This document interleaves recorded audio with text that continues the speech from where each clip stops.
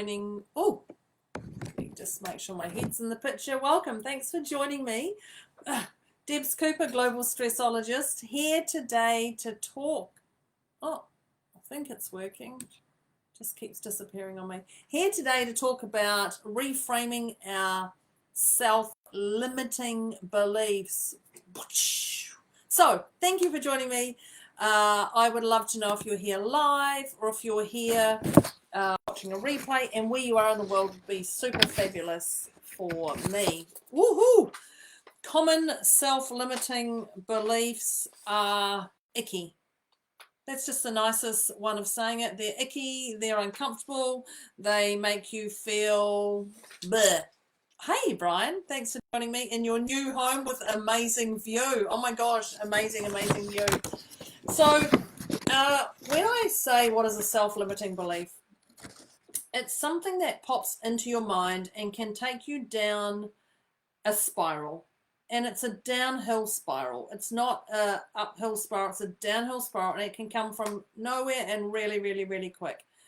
They can come from, you can be having a great day and then suddenly you just hear something or you see something, whether it's your thoughts that pop in on your own or an external voice that comes in, and you just go, oh, that's me. Oh, that's me. So be aware that these self-limiting beliefs are common. And when I say common, it also means everyone has it. So every single person has self-limiting beliefs. And even this morning I was talking to the amazing people who are in our house, and I was distracted by not coming on time, and I was like, oh my gosh, I've got to stop talking to them and get on live for you amazing people. And I'm like, no, this is just really important right now to finish this conversation. So there's just, everyone has a self-limiting belief that pops up. You get them often, or you get one and then a year later you'll get another one around the same thing. There is no consistent pattern that pops up when it pops up. So be aware of that. I wrote down quite a few when I was doing this. I wrote down quite a few self-limiting beliefs.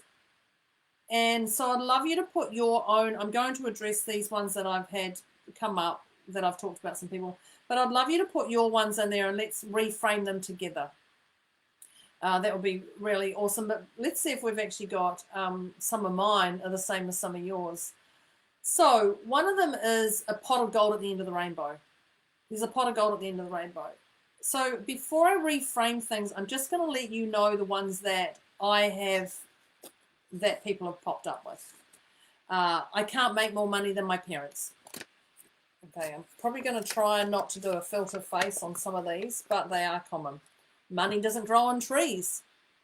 I've got kids, no one will want me. I'm sick. I'm shy. I'm not smart enough. Who has those ones? I'm not smart enough. I remember actually having that one when it came down to doing these videos. I was like, oh, no one's going to want to listen to me. I'm not smart enough. Okay, well, you may think that, but go watch somebody else. They have more experience than me. I can't ask for that much money. I can't do it because they told me I couldn't. Oh, I can't do it because they told me I couldn't. Oh, yeah. Talk to my dog about that. All he hears is challenge. I won't make it in my own business, so I have to stay working for people. Are these hitting home? Like these are the, my sister's kids are naughty. I don't want mine around them. I've got stretch marks. I'm not attractive. There is a lot. There is a lot. Come on, let me know what ones you've got, people. I really would love to work on these. So these are just quite a few that have come up. The key is to not minimize these thoughts. I'm going to give you some tips and then we're going to reframe them. But the big one is to not minimize these thoughts. So 3 steps. Acknowledge. Oh, that's a thought. Oh, that's a self-limiting belief. Oh, that's something that's popped in. I've heard that before. Oh, this is interesting. My emotions are feeling uncomfortable. Oh, so when you acknowledge that stuff, it's best to go, oh, like a little bit excited because you've got something to work on.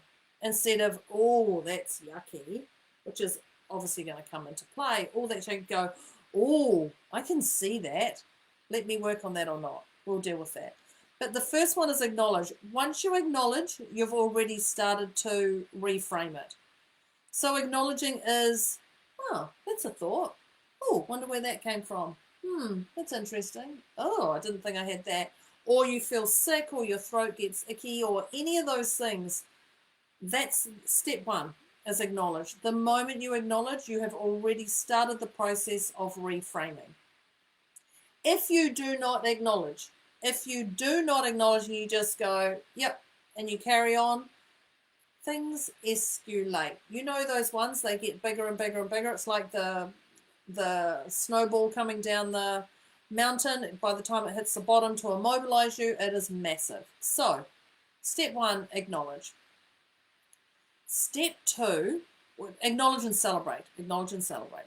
Step two is be grateful. Be grateful that has come into your world and you're aware of it. Be grateful. Wow. So, pot of gold at the end of the rainbow. There's always a pot of gold at the end of the rainbow. I don't get that pot of gold. I can never find that pot of gold. You know, those parts. I can be grateful for that. It's making me look. It's making me stop. If you do physically go to the end of the rainbow and you do physically look for that pot of gold, what did you do? Like, what can you be grateful for? Did you actually stop what you're doing, the chaos you're doing, and you went to look for that pot of gold? Did it make you look at your finances and go, okay, I'm now looking for desperation? Or I now am actually looking around going, wow, it's time for me to appreciate this amazing surroundings I have around me. What can you be grateful for with that belief? What can you be grateful for? And once you've done that, you will feel different. So acknowledge and celebrate, yep. And then be grateful. So once you've done that, there's already a shift in that self-limiting belief to actually, could be a belief, it might not be, but it's not self-limiting, okay? Then you're going to reframe it or not. You're going to reframe it or you're not going to reframe it. That is entirely up to you. It's up to you what you do. So they're just actually the 4 steps. Acknowledge, celebrate, be grateful, and then reframe or not. It is entirely up to you what you would like to do. So I'm not telling you to go and reframe everything, but I'm telling you the moment you acknowledge, it's already shifted. Your reframe is already shifted from a self-limiting belief to a belief. The moment you celebrate it, and then the moment you have gratitude towards it, and then the moment you reframe it or not, it's already shifted down from that 100 level, 100% chaos, to 80%, to 60%, to 40%, to 10%, or even 0. It's not a self-limiting belief anymore. You're already reframing it. Even just saying a self-limiting belief to a belief or a story is already reframing it. So that's part of the acknowledging. So one of the things we have is, like I'm going to reframe these ones. So pot of gold at the end of the rainbow. So when we talked about that, yes, life is actually full of gold. Life is absolutely full of gold, full of amazing rainbows, full of blessings, full of inspiration, full of life when you're ready to look at it. So there is a pot of gold at the end of the rainbow. There's actually a pot of gold all over the rainbow.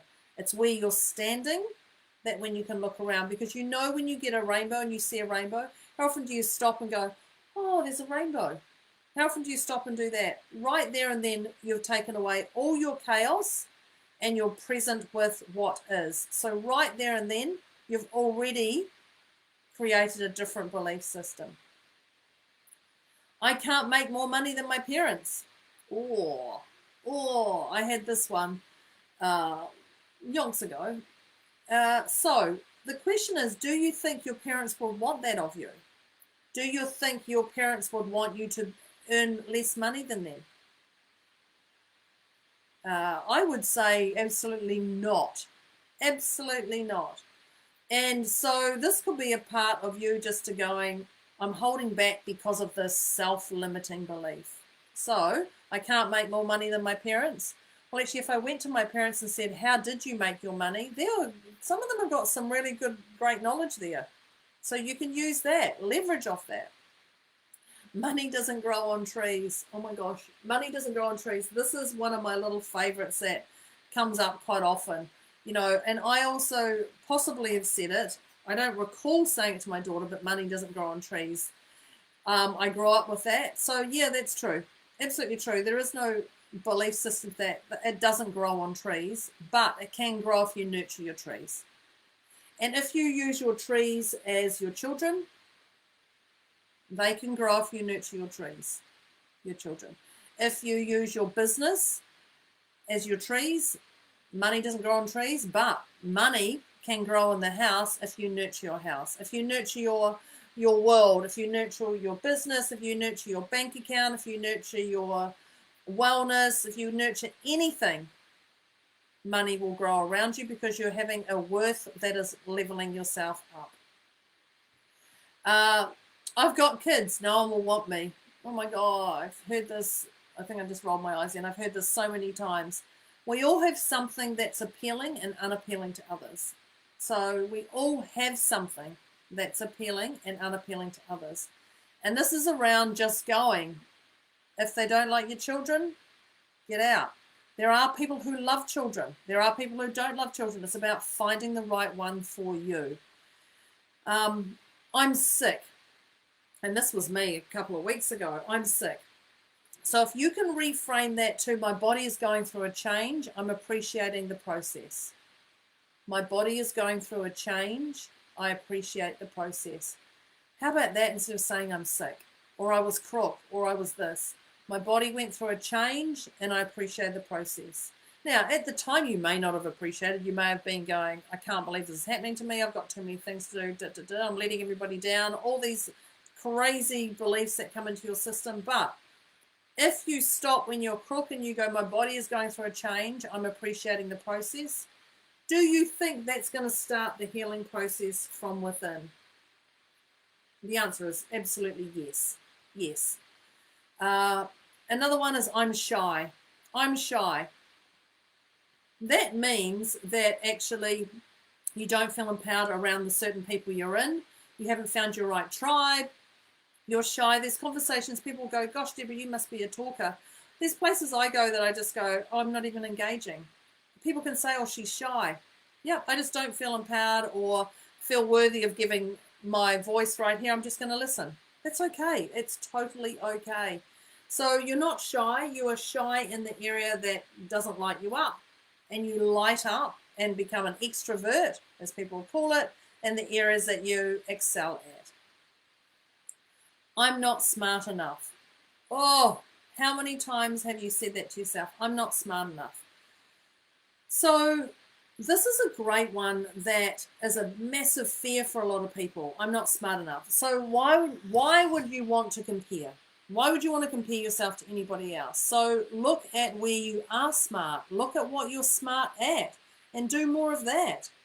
Don't zone into the areas you're not smart. If you want me to talk about gardening, I ain't going to talk about gardening. I'm not going to tell you what to plant, what type of soil, what's best for this. I don't know anything about gardening. It actually cringes me, just the gardening. I love the thought of having a garden, and I've got a great, amazing gardener, but it's not my thing. It's not my thing. So I'm not going to talk about that area of my genius. So if I'm not smart enough, I admit I'm not, because we talk about acknowledging. I'm not smart enough in a gardening area. Not my thing. That's okay. But I'm smart in other areas. So what is my zone of genius? They have more experience than me. Okay, they have more experience than me. Yep.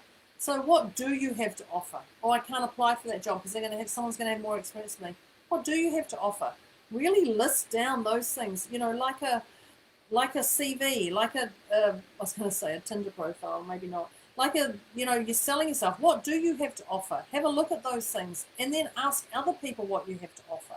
Like, get this whole thing on board. What do you have to offer? And if you go, nothing, then clearly reach out to me. But ask people, what do I have to offer? People are, they're not going to say the things that you say. They see things differently. They see things differently. I can't ask for that much money. So what about that? I'm absolutely worth the money I charge. So that's another one, is know your worth. What do you have to offer? You know, I can't ask for that much money. Know what you have to offer. I know I'm worth the money I charge. I know my worth. I know the results I get. Hand on my heart, I can say I'm going to get those results because I back myself, and I will go till I get that result for you. I know my worth. So I can't ask for that much money. I'm absolutely worth every dollar I charge, or every cent I charge. I can't do it because they told me I couldn't. What? So we have a little dog, Finn, and you tell him certain things like, maybe don't do that, or da-da-da, and he just goes, oh, all I heard was challenge. Now, he is a little bit of a terror, and he does test our boundaries, but you don't have to go and challenge and one up on that. Just if it's worthy, then do it. But stop listening to other people saying I couldn't. They're the ones who couldn't do it in the start. They've got their own limiting beliefs. Be aware of what this Pac-Man comes in and chews into your ear. This is a great one. I won't make it in my own business. What? With the right team, you can do anything. And you must believe that. But when I say team is essential. That may not be a personal assistant. That may not be an accounts person. It may also be just your family. Maybe your family supporting you if you've got children, or if you've got a home life, or your partner, or anything. So that team is essential. Doesn't necessarily have to be a team in the business you're in. My sister's kids are naughty. I don't want mine around them. Oh, who has those ones? Not me, my sister. Hello, my lovely sister. That's a harsh one, and you start taking it personally. So this is a great one to think about. So focus on the amazing things of the children. Focus on their flowers over their weeds, and do things that focus on the amazing sides of them. So if your sister's kids are naughty and they're coming over and they terrorize your house, don't get them in the house. Go meet them somewhere else. Go to a park, go to a playground, go to a zoo. Do something different. Don't trap them into that house if they terrorize the house. So think bigger. Focus on their flowers. What are they great at? Let's do more of that. If you hear yourself with any of these limiting beliefs, or yours, which I'm waiting on the questions, if you hear yourself in any of them, stop and reframe it. Now, you may like to start by listening to others, because it may be very confrontational. So you may want to just start listening to people when you go into a social situation, even go to a cafe. Oh, I can't have that, it's going to make me fat. I'm like, oh, wow, that's an interesting one. So be aware of what other people say, and then start reframing it for yourself. You don't have to tell them to reframe it. Don't jump in I've got to parent you and educate you. So reframe it for yourself. And when it becomes natural, then start reframing your own, if you find this too confrontational. So don't minimize those thoughts. I'm just going to quickly wrap up here. Don't minimize those thoughts. So we're going to acknowledge it. Absolutely acknowledge it. And then you're going to celebrate it. Oh, I've got a goodie here. I've got a limiting belief here that I'm going to change to just a belief, to just a story, to nothing. Okay? Then you're going to be grateful for it. You're going to be grateful for that thought process, and then you're going to reframe it or not. It's up to you. So when you're reframing, be aware you would like to reframe your stuff, not what other people are telling you to reframe it to. So let me know your limiting beliefs. Let me know what they are there. If you would like to share them privately, you can. If you would like some help to reframe them, let me know. Other than that, this is Debz Cooper over and out, talking about reframing your self-limiting beliefs. You'll be surprised how common they are. That's me over and out. Thank you very much. I will see you next time.